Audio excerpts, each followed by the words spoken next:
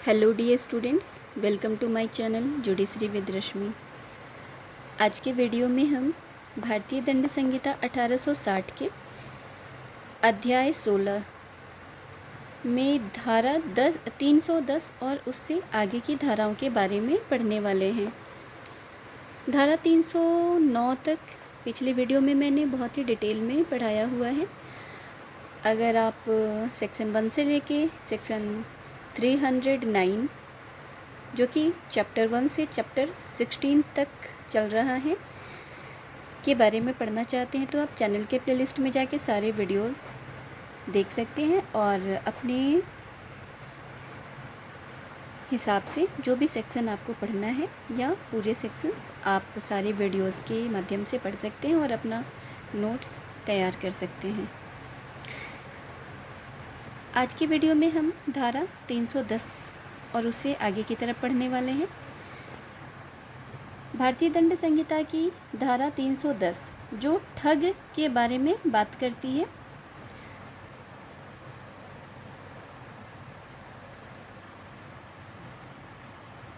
जो कोई इस अधिनियम के पारित होने के पश्चात किसी समय हत्या द्वारा या हत्या सहित लूट या शिशुओं की चोरी करने के प्रयोजन के लिए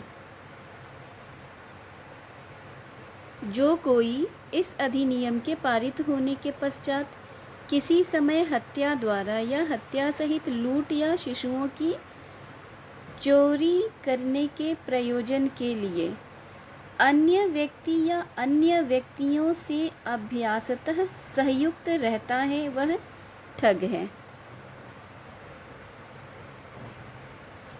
धारा 310 ठग के विषय में बताती है कि जो कोई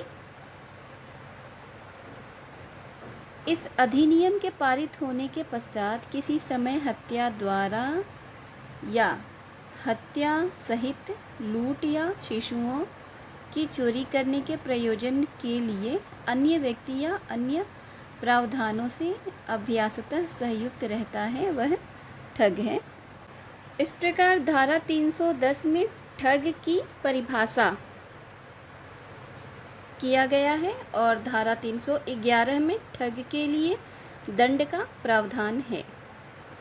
आगे की धाराओं में कारित करने, अजात शिशुओं को क्षति कारित करने, शिशुओं को अरक्षित छोड़ने और जन्म छिपाने के विषय में किए गए अपराध और उससे संबंधित दंड के बारे में प्रावधान किया गया है। धारा 312 गर्भपात कारित करना के अपराध के विषय में बात करती है। भारतीय दंड संहिता की धारा 312 में गर्भपात कारित करने के बारे में आवश्यक उपबंध किया गया है। धारा 312 के अनुसार जो कोई गर्भवती स्त्री का स्वेच्छया गर्भपात कारित करेगा यदि ऐसा गर्भपात उस स्त्री का जीवन बचाने के प्रयोजन से सद्भाव पूर्वक कारित न किया जाए तो वह 3 वर्ष के कारावास या जुर्माने या दोनों से दंडित किया जाएगा और यदि वह स्त्री स्पंदन गर्भा हो तो वह 7 वर्ष के कारावास से दंडित किया जाएगा और जुर्माने से दंडनीय होगा। स्पष्टीकरण के अनुसार जो स्त्री स्वयं अपना गर्भपात कारित करती है वह इस धारा के अर्थ के अंतर्गत आती है। इस प्रकार धारा 312 के जो आवश्यक तत्व निकल के आते हैं वो ये कि गर्भवती स्त्री का स्वेच्छया गर्भपात कारित करना और ऐसा गर्भपात उस स्त्री का जीवन बचाने के प्रयोजन से सद्भावपूर्वक कारित न किया जाए।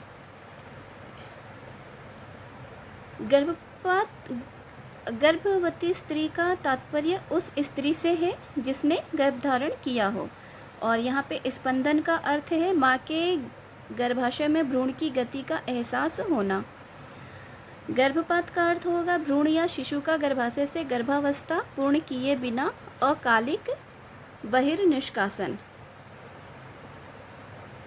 मद्रास उच्च न्यायालय के समक्ष इस संबंधित एक प्रकरण था जिसमें गर्भपात कारित करने के दोष से एक स्त्री को मुक्त कर दिया गया था।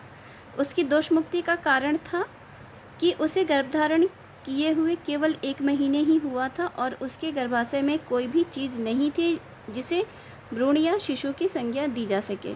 तो मद्रास उच्च न्यायालय ने यहाँ पर निर्णय दिया कि दोष मुक्ति विधि संगत नहीं है। यह अडेम्मा 1886 मद्रास का वाद था। धारा 313 यह स्त्री की सम्मति के बिना गर्भपात कारित करने के विषय में बात करती है। जो कोई उस स्त्री की सम्मति के बिना, चाहे वह स्त्री स्पंदन गर्भा हो या नहीं, पूर्ववर्ती अंतिम धारा अर्थात धारा 312 में परिभाषित अपराध करेगा, वह आजीवन कारावास से या 10 वर्ष के कारावास से दंडित किया जाएगा और जुर्माने से भी दंडनीय होगा।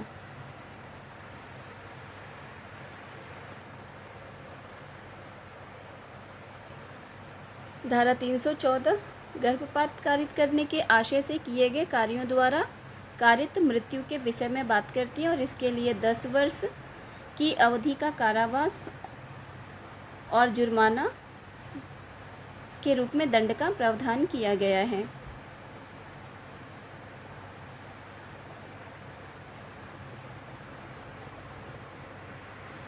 धारा 315 में बताया गया है कि शिशु का जीवित पैदा होना रोकने या जन्म के पश्चात उसकी मृत्यु कारित करने के आशय से किया गया कार्य यदि माता के जीवन को बचाने के प्रयोजन से सद्भावपूर्वक नहीं किया गया है तो यहाँ पर कारावास 10 वर्ष की अवधि का हो सकेगा या जुर्माना या दोनों से दंडित किया जाएगा। और धारा 316 के अनुसार यदि ऐसा कार्य जो आपराधिक मानववध की कोटि में आता है किसी सजीव अजात शिशु की मृत्यु कारित किया जाता है तो वह आपराधिक मानववध का दोषी होगा और ऐसे कार्य द्वारा किसी सजीव अजात शिशु की मृत्यु कारित करेगा। तो इस स्थिति में 10 वर्ष की अवधि का कारावास और जुर्माने का दंड का प्रावधान किया गया है। दृष्टांत के माध्यम से इसे समझ सकते हैं। क यह संभाव्य जानते हुए कि वह गर्भवती स्त्री की मृत्यु कारित कर दे ऐसा कार्य करता है जो यदि उससे उस स्त्री की मृत्यु कारित हो जाती है।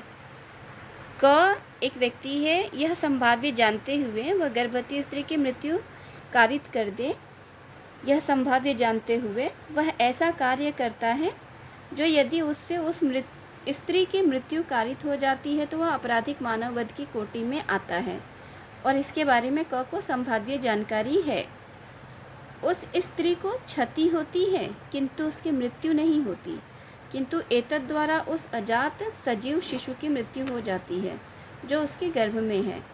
तो यहाँ पर क धारा 316 के अनुसार अपराध का दोषी है। धारा 317 शिशु के पिता या माता या उसकी देखरेख करने वाले व्यक्ति द्वारा 12 वर्ष से कम आयु के शिशु का अरक्षित डाल दिया जाना और परित्याग ऐसे अपराध के विषय में बात करती है।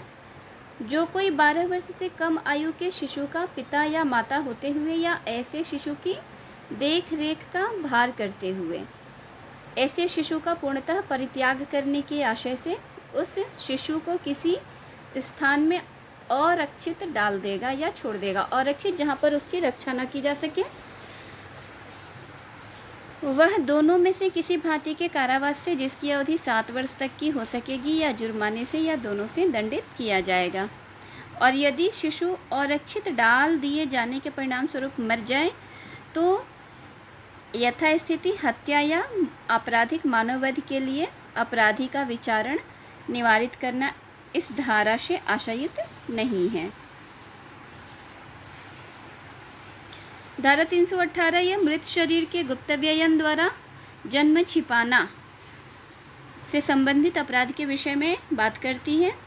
जो कोई किसी शिशु के मृत शरीर को गुप्त रूप से गाड़कर या अन्यथा उसका व्ययन करके, चाहे उसे शिशु की मृत्यु उसके जन्म से पूर्व या पश्चात या जन्म के दौरान में हुई हो, ऐसे शिशु के जन्म को साशय छिपाएगा या छिपाने का प्रयास करेगा।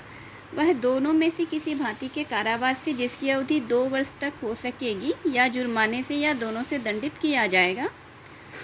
और इस प्रकार आज के वीडियो में हमने धारा 318 तक जाना। उम्मीद है आप बियर एक्ट को इस तरीके से इम्पॉर्टेंट अंडरलाइन करते हुए और अपना नोट्स बनाते हुए सभी धाराओं को पढ़ते जा रहे हैं। अगले वीडियो में हम धारा 319 और उसके आगे के विषय में पढ़ने वाले हैं। वीडियो यहाँ तक देखने के लिए थैंक यू, और साथ ही वीडियो को लाइक, सब्सक्राइब एंड शेयर करने के लिए भी थैंक यू।